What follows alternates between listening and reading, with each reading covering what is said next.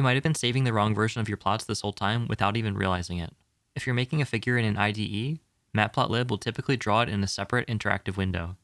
If you want to save this figure to embed in a poster, a presentation, or a paper, you can pretty easily just use the Save button on the toolbar of the window to write it to disk.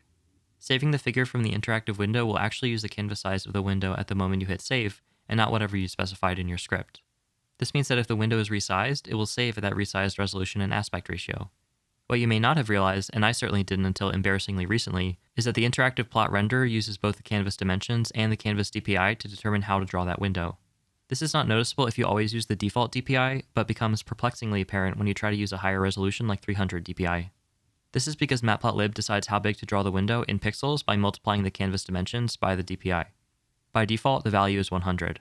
So, if using the default canvas, roughly 6 inches by 5 inches, at 100 DPI this renders at 640 by 480 pixels.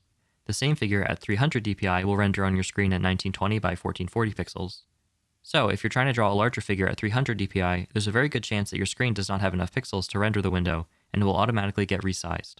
This means that even if you don't manually resize the window, using the Save button will save the figure at a resolution or aspect ratio that you're not expecting. If you don't know that this is how the Matplotlib interactive window renderer works, it can be incredibly frustrating to try to sort out why your plot isn't saving correctly. The solution to this problem is to actually not use the interactive plot renderer at all. Instead, you can use a different Matplotlib backend altogether.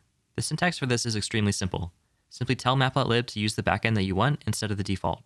There are a number of different options to choose from, but to save the figure directly to disk without rendering a window, I recommend using the anti-grain geometry or AG backend.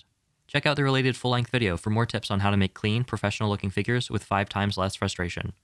And if you learned something and you want to see more Python tips, leave a like and maybe even consider subscribing. After all,